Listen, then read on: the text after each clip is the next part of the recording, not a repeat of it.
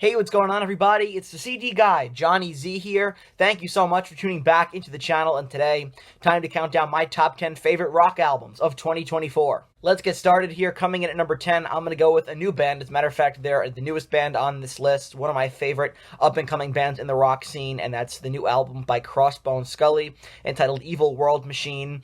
Crossbone Skully, created by Tommy Henriksen of Alice Cooper's band and the Hollywood Vampires as well. Really interesting project here. The best I can do to describe it is to say that, this is kind of like if AC/DC, met old school Motley Crue. So it's definitely a throwback band of sorts. I think it would have fit right in with, the mid to late 80s era of MTV, that kind of a sound, and just a fun album to listen to. Produced by the legendary Mutt Lange, featuring guest appearances from Phil Collen and Nikki Sixx. Next to number 9, I'm going to go with Forever by Bon Jovi. It's really odd that the new Bon Jovi record really fell off a cliff after, the first few weeks following its release. Probably Bon Jovi's best since his house is not for sale, and I'm not the biggest Bon Jovi fan in the world personally, but I enjoy this album for what it is. Obviously, John Bon Jovi's voice is not what it used to be, but this is just a fun, feel-good record mixed with some really introspective and deep tracks as well. It's the absolute best album that, I think he could make at this stage of his career, unless, of course, he reunites with Richie Sambora, but nonetheless, there's some really good modern-day Bon Jovi tracks on here. Some poppy, some more serious, just a good range of sounds and atmospheres from Legendary to Walls of Jericho to Hollow Man. Great song there to close out the record. So with that in mind, number 9 on the list, I guess you could say it's an underrated album considering it kind of fell, right off the face of the earth after the first few weeks following its release. I have to go with Forever by Bon Jovi. Number 8, gonna go with 10,000 Volts by Ace Frehley. Just a fun, guitar-centric album by Space Ace, and I don't know how much of it Ace actually wrote himself, but the riffs are awesome, and Ace can still rip a killer solo. Ace's solo albums are always solid listens, and this is definitely one of his best out of the last 15 years. Some standout tracks on this album for me include the title track, 10,000 Volts. Back Into My Arms Again, a song that goes all the way back to the Frehley's Comet days, finally made its way onto an Ace Frehley studio album, which I thought was really cool. Fighting for Life is great. Let's see, Up in the Sky, Stratosphere, Blinded. So there are some really strong tracks on here, in my opinion. And Ace's live shows are not, what they used to be. They're pretty rough these days, but I'm glad he's still making new music. And now with Kiss and Peter Criss retired, and not counting the whole Avatars nonsense, Ace is the last man standing. He outlasted Kiss, which is pretty funny if you think about it. Next to number 7, I'm going to go with Happiness Bastards by the Black Crowes. It's the band's first album since their 2019 reformation, and their first album of new material since 2009's Before the Frost Until the Freeze. The Robinson brothers, though, made up for lost time in a huge way here with an incredibly strong rock and roll record, and in my opinion, it's their best since By Your Side. Lots of great tracks here like Wanting and Waiting, Rats and Clowns, Wilted Rose, Bedside Manners, and more. Chris and Rich Robinson still have that incredible chemistry together, and it shows. Hopefully now we don't have to wait another 15 years for another proper studio album. Number 6, how about Saviors by Green Day? Now, if you follow the channel, you guys probably know that I'm not a big Green Day fan, at all, and typically, I'm not much for Billy Joe Armstrong's vocals, but they don't seem to bother me on this album, and, these guys are in their 50s now, so I don't want to hear them make, teenage angst music at this stage in their careers, but this is a really mature record by the band with some of their best lyricism in years, and not an album I thought I'd enjoy, but I was pleasantly surprised with tracks like The American Dream Is Killing Me, Father to a Son, Dilemma, and Corvette Summer. So with that in mind, yeah, I'm pretty surprised that they're on my top 10 list, but Saviors was a very solid record by Green Day, their best in a long time, so I wanted to put it here at number 6 on the list. We move into the top 5 now with Aghori, Mori, May by the Smashing Pumpkins, who surprised a lot of people this year with the release of Aghori, Mori, May.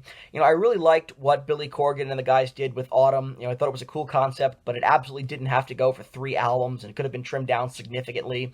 So, this album feels like a return to form, and it's so great to have that classic Pumpkin sound back. And as for some favorite tracks on here, Eden is a great opener, Go With the Fall is a modern Pumpkins classic in my opinion, and Murnau is a really well done closer. Quite possibly the band's best album since Adore from 1998. Number 4, I'm going to go with From Zero by Linkin Park. Linkin Park are back, and I know it's a bone of contention for some people.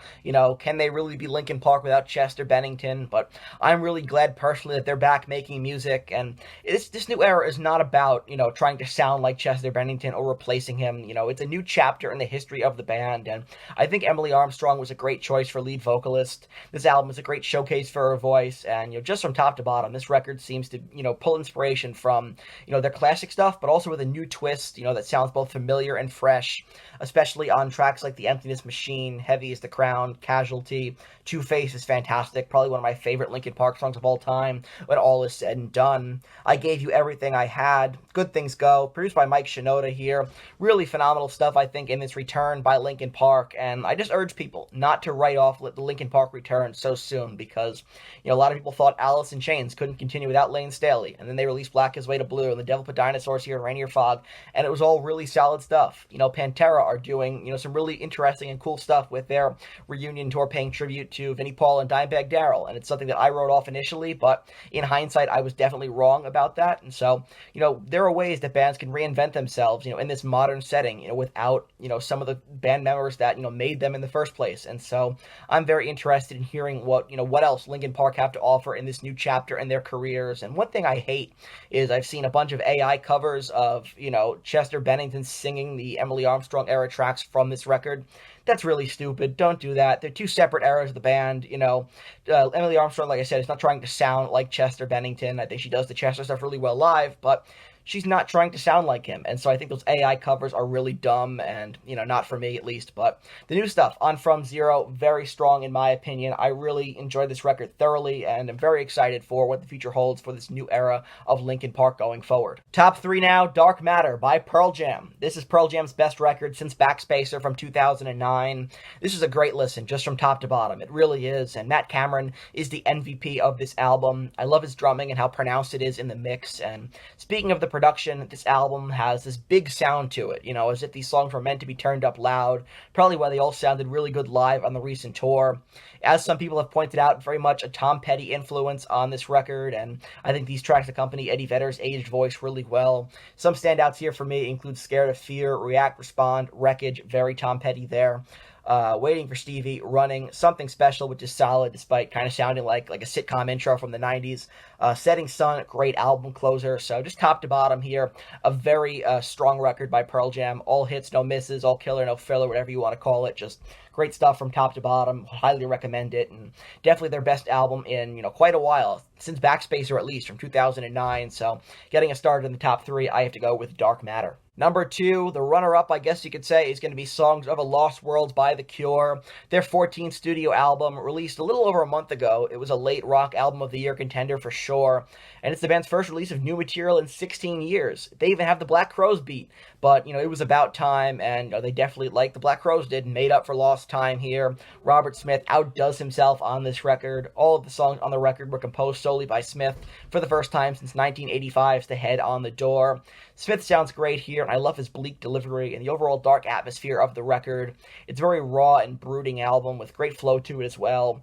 There are some awesome standout tracks here, but I would recommend you listening to it, just from beginning to end. But some standouts for me include Alone, Fragile Thing, the 10-minute closer end song, and Nothing Is Forever and more. Just a sonic masterpiece by The Cure at this stage in their careers. This album blew me away when I first heard it, and it seems to get better with every listen. And finally, coming in at number 1 here, I'm going to go with Luck and Strange by David Gilmour. Hopefully not the final David Gilmour studio album, but if it is, what an incredible record to go out on. Absolutely superb musicianship and guitar work on this record. David's playing can still capture so much emotion and ambience, and this is a very guitar-centric record. I really wouldn't have wanted anything else from David Gilmour. His angelic vocals are still there, and this record is just a masterclass by one of the all-time best, showing the world that he still has more to offer in the studio, with some fantastic tracks like Luck and Strange, which I believe originated from a Barn Jam from 2007 with Richard Wright, which is really cool, and my copy does have the full version, which is kind of nice. The Piper's Call, Between 2 Points, great cover featuring Romany Gilmour, who sounds fantastic. I think that, her voice adds a little bit of, variety to the record, and so I thought that was really cool, and his placement was perfect on the album. Dark and Velvet Nights and Scattered, just tremendous way to close out the record. The guitar work, like I said, it's on point here. I could listen to David Gilmour solo all day, and so what's funny is this was released on Roger Waters' birthday, so happy birthday, Roger. Stop baking Reduxes, they suck. But Nevertheless, David Gilmour with an incredible record here. Like I said, not sure if it's going to be his last album, but if it is, just a really great record to close out his discography. And, you know, when it comes down to it, somebody who at this stage in his career has nothing left to prove to anybody, but still goes into the studio here and shows everyone how it's done. So coming in at number 1 here on the list, have to go with Luckin' Strange by David Gilmour. So that wraps up this list here, some of my favorite rock albums of 2024. You guys can see my picks right over here. If you enjoyed this video, please give it a thumbs up, subscribe to the channel down below, turn on the bell for notifications so you don't miss a new upload, and definitely let me know down in the comment section below what are your thoughts on my list, but also I want to hear from you. What are some of your favorite rock albums of 2024? Let me know all that good stuff down in the comment section below, and until next time, it's the CD Guy, Johnny Z, signing off. Take care, everybody.